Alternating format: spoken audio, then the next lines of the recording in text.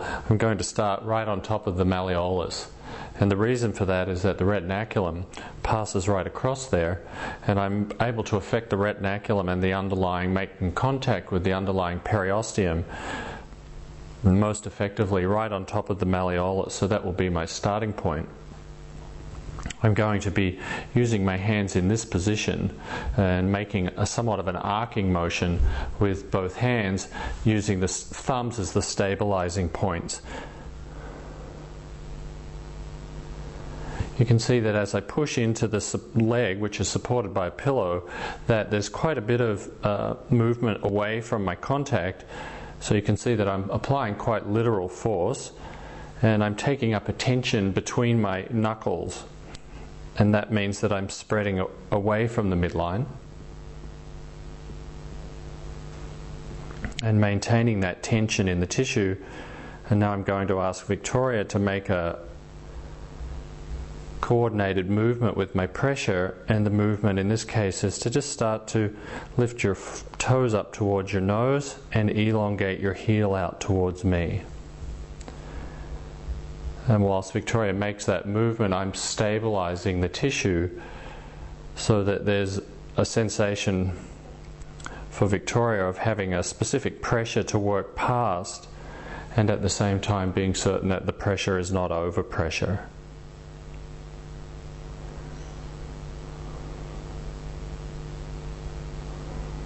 And I can encourage a little bit more movement so that yes, and this is good. So Victoria is really starting to direct the movement through her heel and bring that down towards me.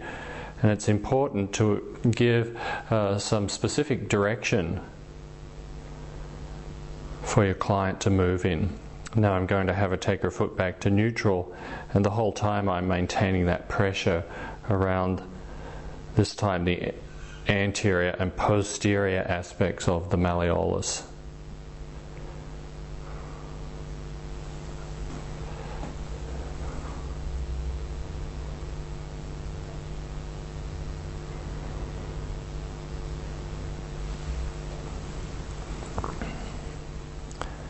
One of the things I'd like to draw attention to here with the skeleton is the reality of the contact right onto the bone.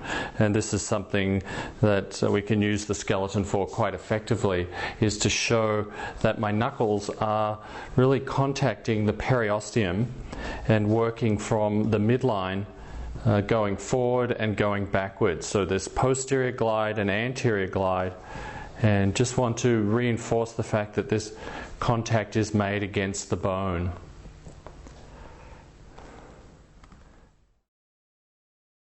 I'm going to resume working with my elbow this time in the area between the fibula and the tibia over the anterior compartment, and the contact will be reasonably broad. It's not the point of the elbow, a broad area just distal from the olecranon process. And you'll see that the protocol is to land and sink into the tissue, so that's a vertical sinking motion.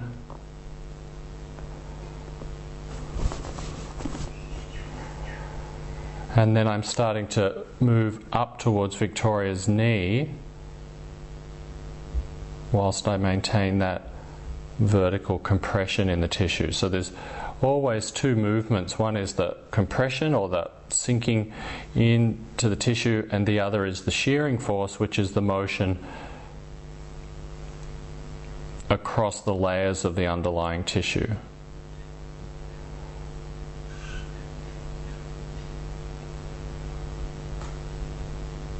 Once again, I'm going to have Victoria lift her toes and then her foot, and bring her heel out long. So really starting to activate a very deliberate sense of dorsiflexion. And dorsiflexion with a direction for the heel to move in.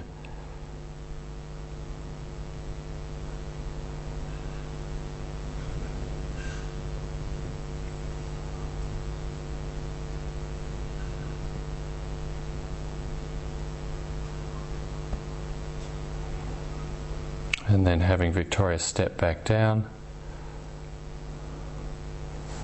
and even stepping into the ball of the foot, so she starts to then take the ball of the foot a little bit towards me and activate a little bit of plantar flexion. Good. And then rest.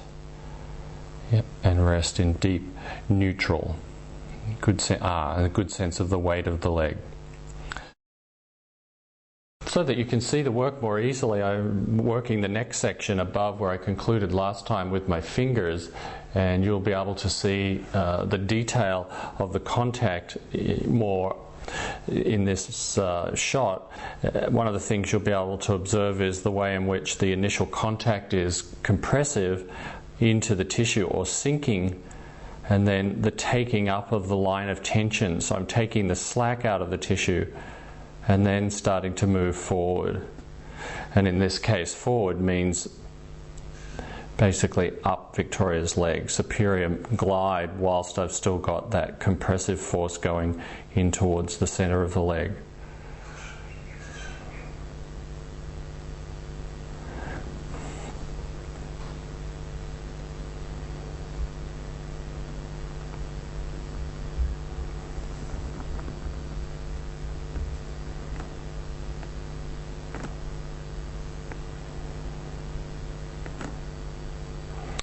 And carrying that up right onto the bone. So I'd like the contact to come off the fascia over the muscle and carry the contact up onto the tibia itself.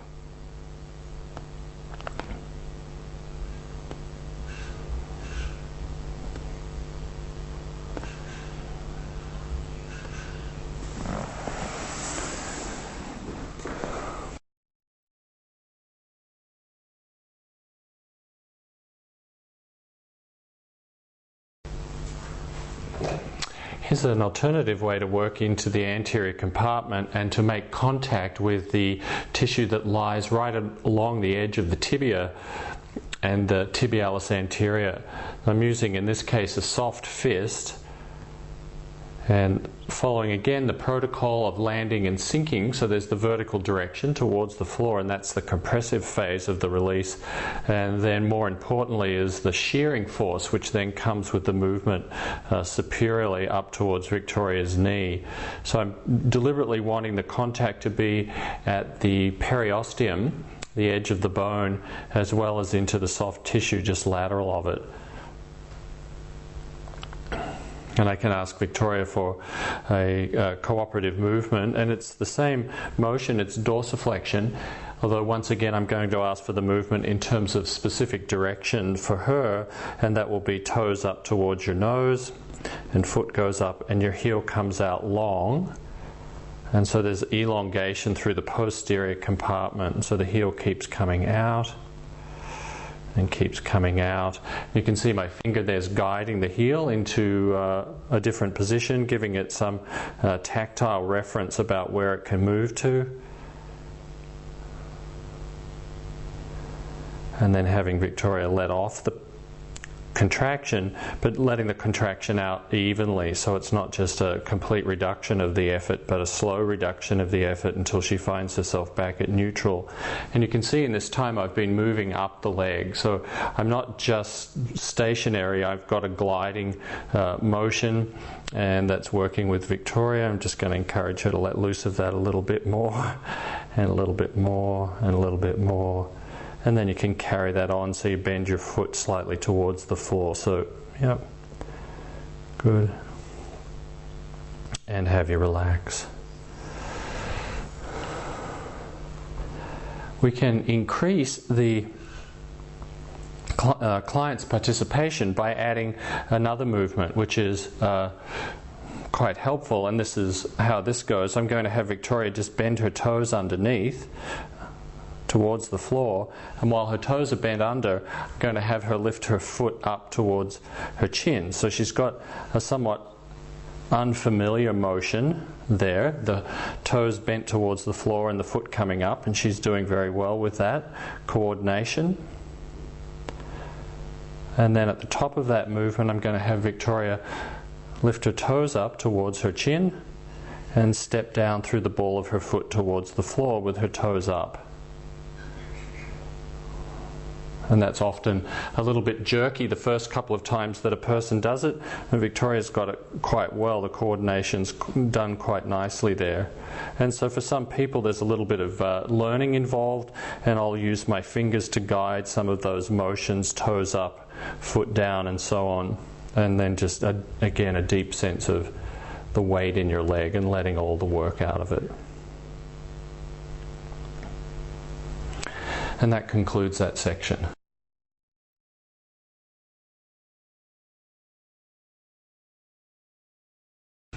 Here I want to show 3 related releases for the posterior compartment of the leg, and I'm looking at the area where the gastroc join the aponeurosis of the Achilles tendon, and that will be one site that we'll focus on.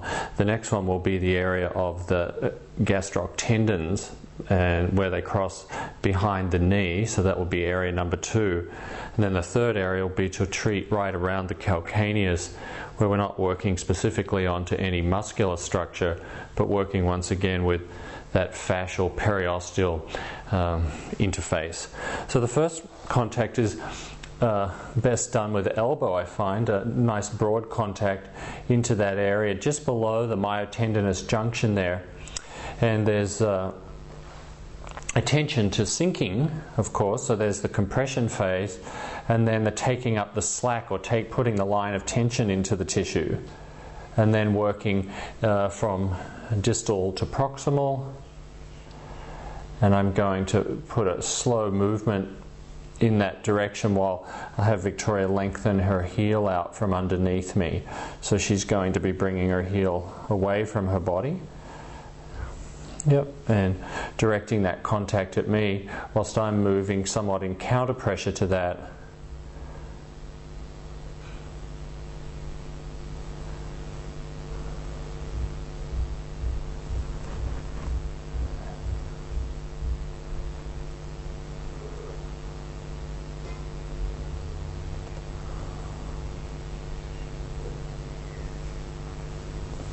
And then I'll just ask you to relax that, Victoria. Just let that off evenly. Good, that's good, good. And let it rest all the way into neutral.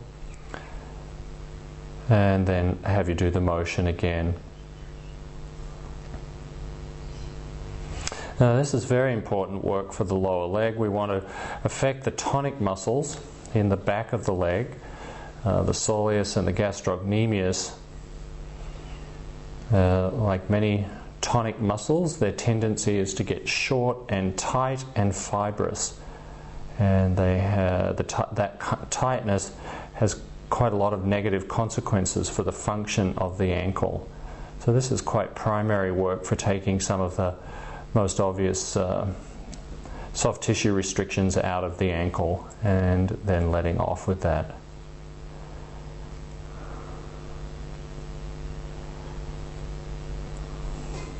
Good. The next part is done. I'll show it with my fingers.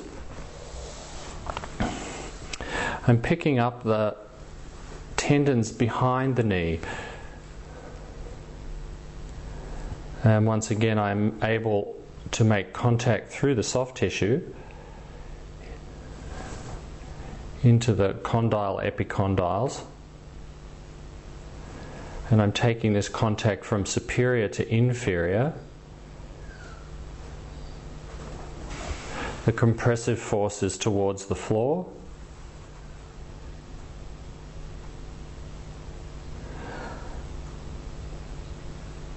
And then the shearing force is towards Victoria's heel. Once again, I can ask for a movement in the foot, which is to take the heel away and bringing the toes up under the table. This, of course, helps lengthen the tissue and inhibit the tone. When the dorsiflexors contract, the plantar flexors relax. So we're getting a reciprocal inhibition. Just taking advantage of that to lengthen through the tissue, and then having Victoria let loose of that contraction.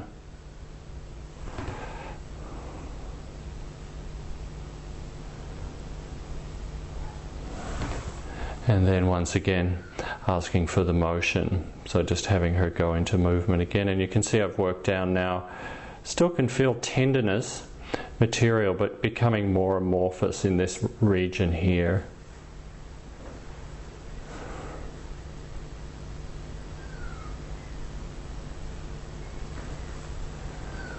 My attention is to the reach through my feet, so I'm connected to my feet and connected to reaching through my arms and my hands.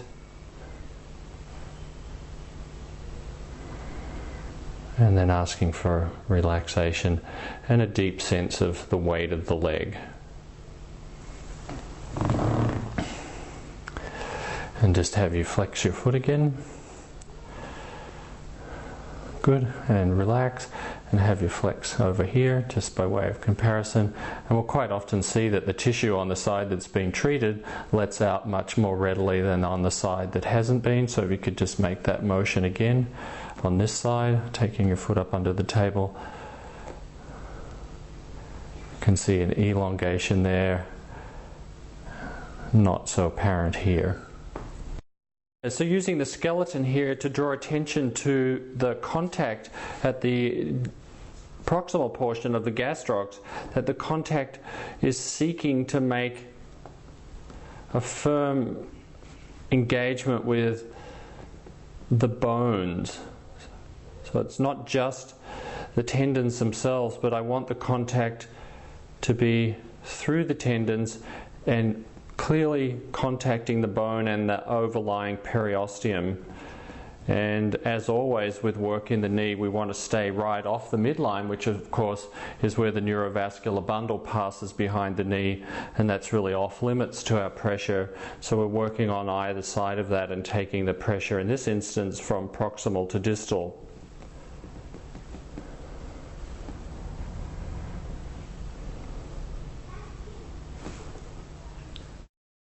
Here the first contact is on either side of the tendon, the Achilles tendon. My fingers are sinking towards the floor, so there's some compression in that direction, but also my fingers are reaching towards each other or approximating each other at the towards the midline. So I'm somewhat squeezing the tendon in between my fingers, and as I work more inferiorly, I should say, I'm going to ask Victoria to heel, so she's going to take her foot back up under the table, and I'm going to assist all this tissue here with a lengthening sensation, so away from her body, really feeling the dorsiflexion, the heel elongating away from her body, while I give quite a lot of firm pressure right across the periosteum. So I'm on the medial and lateral sides of the calcaneus here.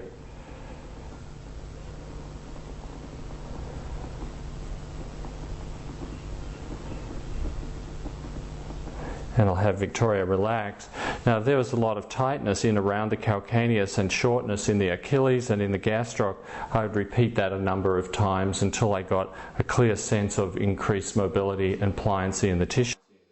Here we're using the skeleton to draw attention to the underlying calcaneus.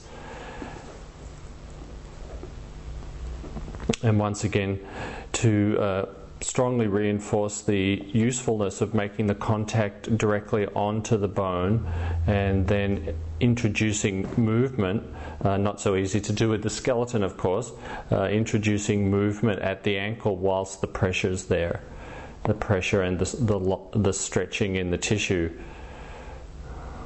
So that's one way that we work right at the calcaneus itself, and here we're clearly not working with muscular tissue, we're working with fascia and periosteum. A variation on the theme that I find is also very effective is to work with the elbow right on top of the posterior surface of the calcaneus. It's firm pressure without being over pressure. And I'm having Victoria, she's actually starting to make the movement without being asked to do it, and she's got a very clear sense from the feeling of the movement here of the direction in her heel, that the heel is going away, and I'm encouraging that sensation by not only compressing into the calcaneus but also working with a direction that is towards the wall over there that you can't see, of course, but away from her body. So assisting with the sensation of elongation. And once again, I could work with this a number of times, which I'll do here. I'll just do it one more time. I'll have Victoria let off her movement even while I maintain the pressure. And then one more time asking for the movement.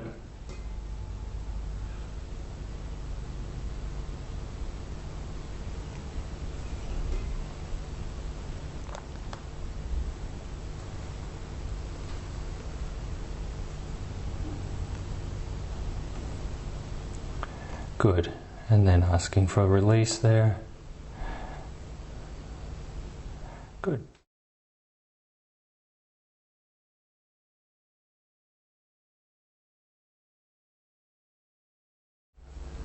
This is a variation on a theme. We saw a release for the general posterior compartment at that myotendinous junction between the gastroc and the aponeurosis.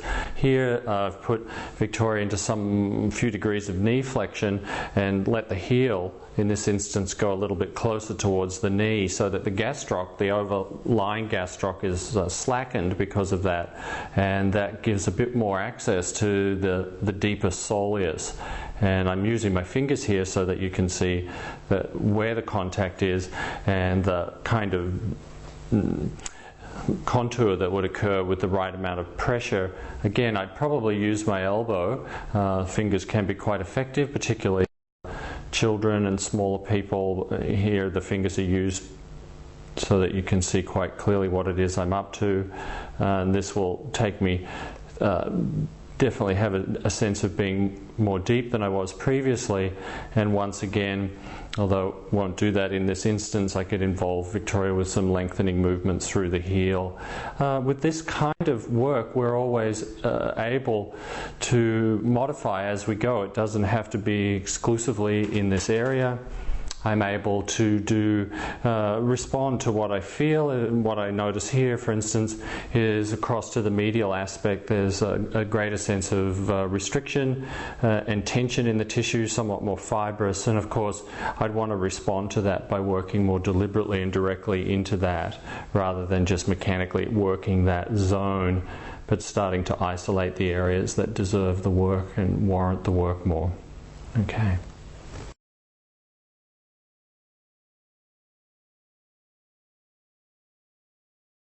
Part of working with restricted dorsiflexion and tightness in the posterior compartment is to release the plantar fascia, and that's what I'm doing here. You can see I've got a soft fist, so that's the MP joints. So I'm on the inferior surface of the calcaneus. I've got the pad there trapped underneath my knuckles, and I'm then taking the contact into the bone. And I'm starting to work from posterior to anterior, and working slowly and following the contour of the bone. So I'm not trying to strip out the tissue, but I rather want to melt and soften and give Victoria plenty of opportunity to sense my hand there. And we know that, of course, that the feet are highly sensory, and so that there's a lot of opportunity to talk to Victoria's sensory side of her nervous system. As long as I don't work too vigorously, she'll probably find this quite enjoyable, to have this firm pressure into the bottom of the foot. You'll often observe that there are nice changes in the breathing, slowing down of the breath as the plantar fascia is engaged and lengthened, also relaxation of hypertonicity as far up as the thoracic area.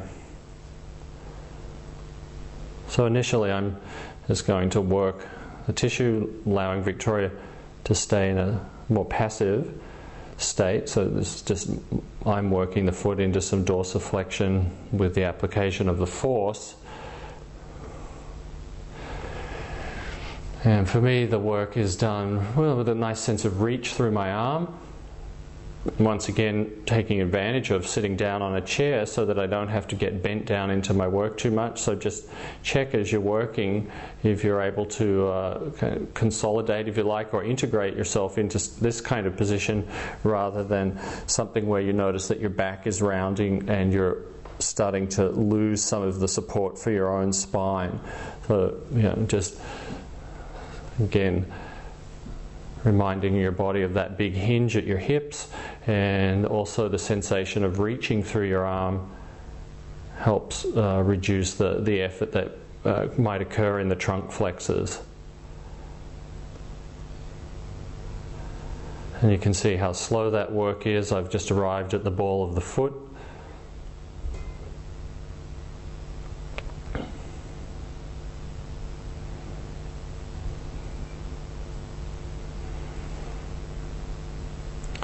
Here I'm allowing the shape of my hand to kind of match the contours of the bones there, so I want to work in such a way that I feel that I can shape the foot, and there I'm done. Yep, so I can work through that. Once again, I would say that if you're working with a quite an obvious sense of restriction, that there's not a lot of dorsiflexion, calcaneus is pulled in very tightly by the tight heel cord and the tight plantar fascia, then multiple passes here would be good. I could have Victoria do a very sort of basic movement, which will be helpful, will be just to lift the toes. Yep. And then lift the toes the other way. Yep. And then lift the toes the other way, and then let the foot go with that as well. Yeah. Good.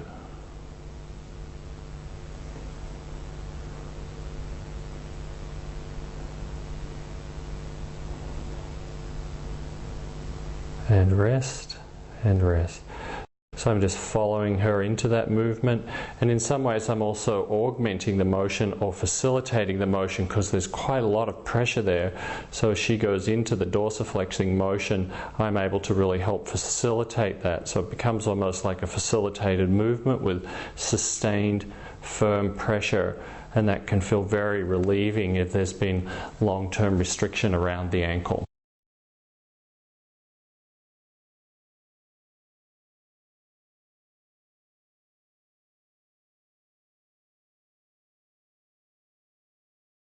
This time we're working with the ankle, and Victoria's in standing, obviously, and the reason for this is one way to integrate the releases that are done on the table when the client is essentially out of gravity, is to bring the leg and the ankle into what's we know as closed kinetic chain.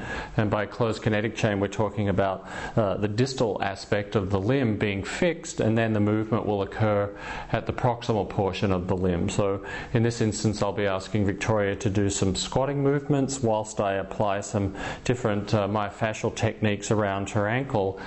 And one of the things that I've observed over the years is that this is a very good way to make the releases that are done on the table integrate into normal function more quickly. My fingers will be, to start with, I'll be working with the retinaculum over the top of the tarsal bones here, and I'm just going to have Victoria do a squatting motion whilst I apply some counter pressure from anterior to posterior. I'm going to encourage Victoria to feel that she can still reach back into her heel even as she's bending forward. So she's getting a good sensation of the whole plantar surface of her foot contacting the ground, or as much of the plantar surface as can contact the ground, and then standing back up. Yep, that's very nice. Good. And I'll work through that a number of times, and I have Victoria come down again, so I'll ask you to come down, bringing your knee over your second toe. Yeah, good, and still leaving the heel behind. Yeah, sense of stepping into the heel. Good, good, good. And coming back up. And you can see now that I'm up almost on top of, riding over the top of the talus here, sitting on top of the talus. And as Victoria comes down through this movement, I'm going to spread the tissue away from the midline around on either side of the ankle, or underneath the malleoli.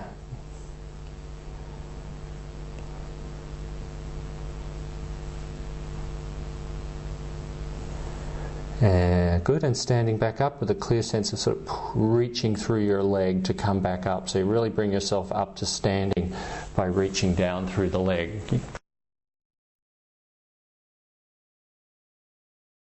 Okay, so I'm straddling the talus here. You can see that I'm below the medial and the lateral malleoli, and it's the webbing of my hand between my thumb and my first finger across that space, and that's the bone, the underlying bony structure is the talus.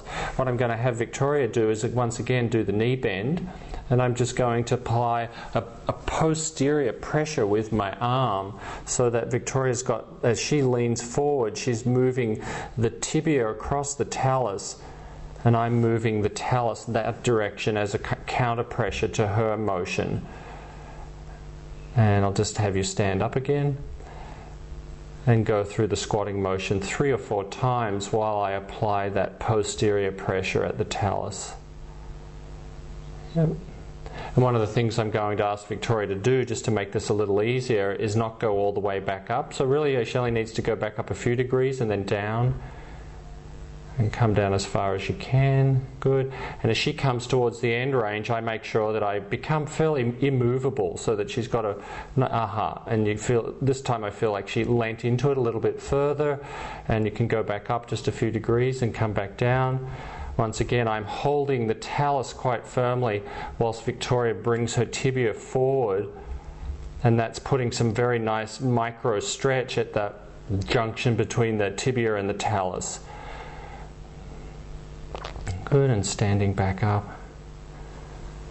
Good, and this is helping restore normal motion between those two bones. And I'm using Victoria's movement through the long levers of her own body to assist me with this. And again, one of the advantages of closed kinetic chain work.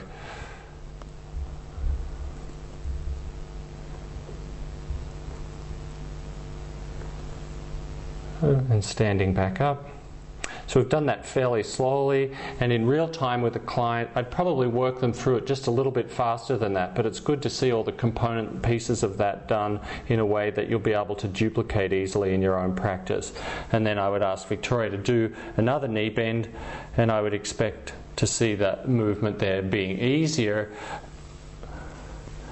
And just to reinforce the new range of movement, just have the person move through it a number of times.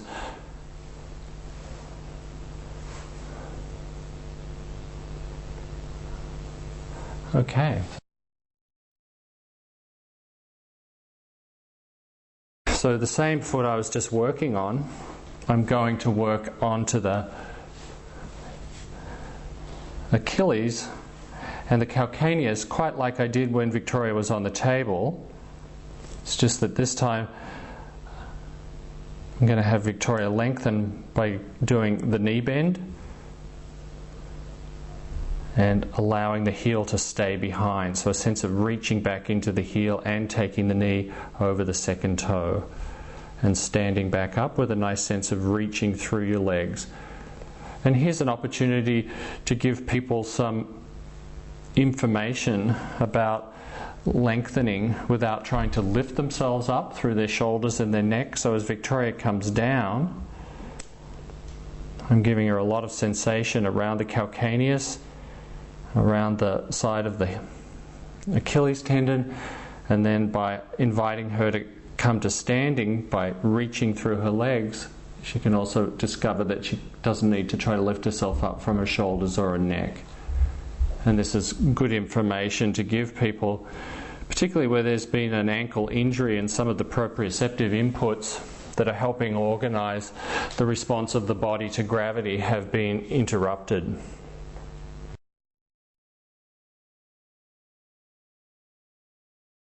Here we're continuing the standing work, and so this is closed kinetic chain position, and we're this time attending to the calcaneus. And the handhold looks like this. I'll do it out here so you can see the way it looks. I'm basically going to reach from the front, anterior grasp across the calcaneus, and then posterior grasp like this. Then I'm going to be rocking the calcaneus this way. And this is how it looks on Victoria's foot. And once again, I'll have Victoria do a rocking motion. knee bending motion. Once again, I'll have Victoria do a knee bending motion and going down, taking your knee over your foot, over your second toe, and then standing back up. Yeah, but not all the way. So just come up and down. Yeah, not even quite so far, but go down. Yeah, go all the way down, leaving the weight in the heel and back up and down, and ask you to just speed it up a little bit. And I just keep this easy rocking motion going on in the calcaneus while Victoria goes through this flexion extension movement through her leg. And all the time I'm encouraging her to still feel the weight in the heel.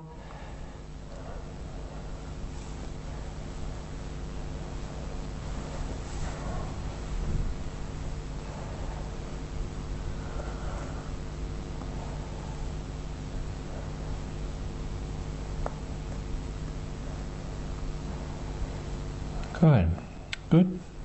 And then standing back up. Thank you.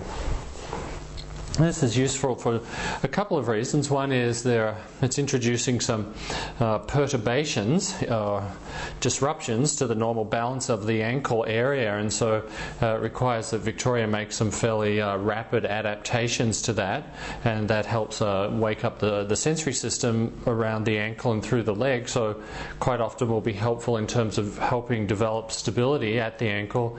And also it's mobilizing the subtalar joint, and so the relationship between the talus and the calcaneus can be altered, make some desirable changes in that relationship between those bones, with the client basically driving the movement. You can see that the positional change, or the position, the amount of movement that I'm introducing is not great. It's just consistent, that oscillatory motion, oscillating motions central to the release. If Victoria turns around and faces in that direction, I'll just show you the handhold,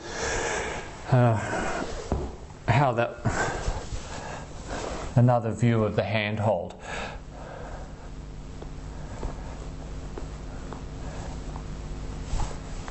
And that might be helpful just to get another perspective on how to hang on to the calcaneus.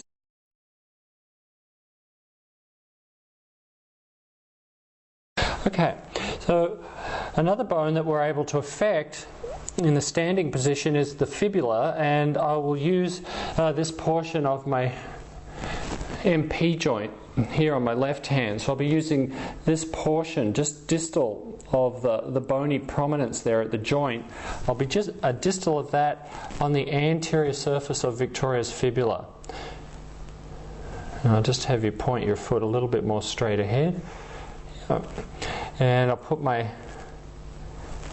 hand in that manner, so I'm able to direct the fibula or hold the fibula in that direction whilst Victoria does a knee bend.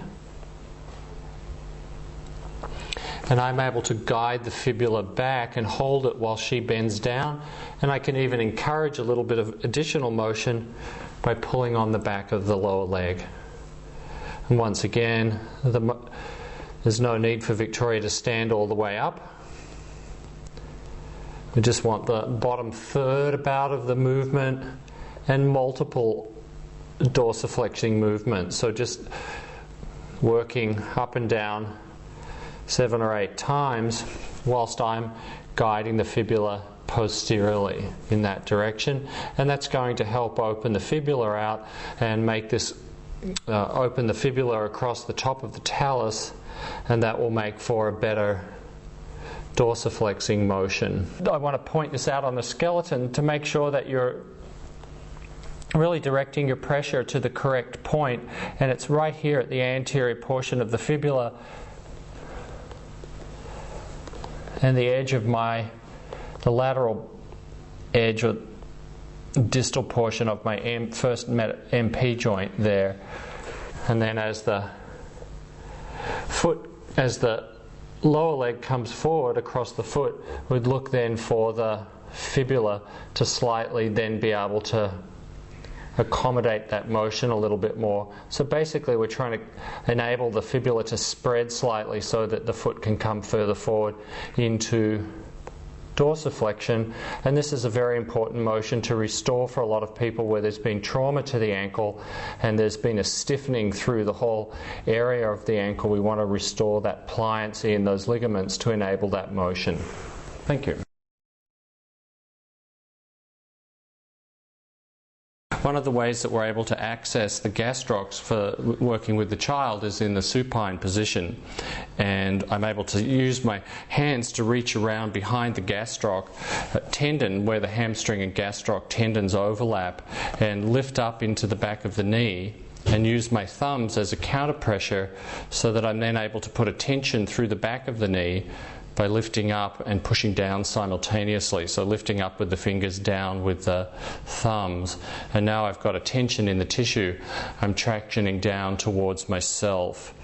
So dragging distally, maintaining that tension.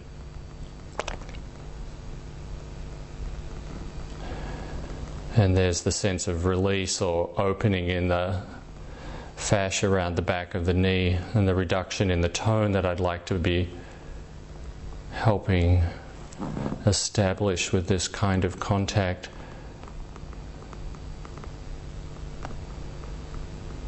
And like most of the releases we do, the contact is sustained, so it's not abrupt. I want to spend some time with that pressure in the tissue and that shearing force, that distal movement towards the heel, so that Liam's nervous system has a chance to identify all the stimulation that's happening and respond to it. And the response is to reduce the tone and lengthen the tissue. And I can search the length of the muscle. If I elect to work systematically through the muscle, I can do that from this position as well. I can continue to lift my fingers up and push down through my thumbs, so I'm getting this counter pressure. So I can take the work somewhat through the gastrocnemius into the soleus.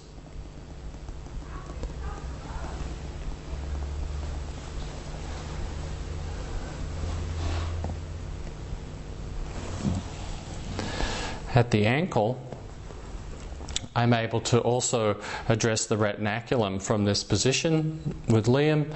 I'm going to use my fingers right around the top of the retinaculum over the talus, tibia and fibula,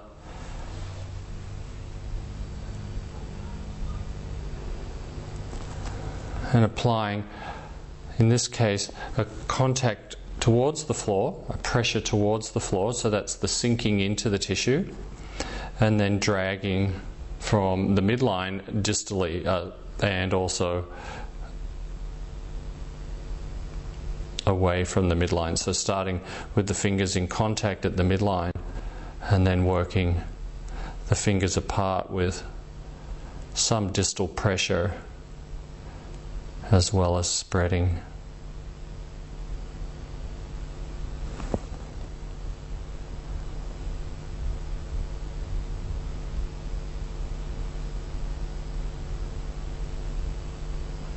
And I can bring that onto the forefoot as well. And it's that same idea. There's a counter pressure from my thumbs to provide stability. And you can see that the work's done quite slowly, and the work done in this fashion is more likely to produce the kind of softening and tone change that we're looking for, particularly in the cerebral palsied child, where high tone, of course, is such an ongoing condition that needs to be attended to.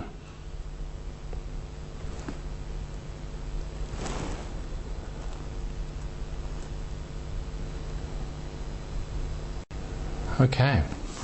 And that concludes the section on pediatric release for the lower leg. Thanks, Len. You're done. You've done a great job.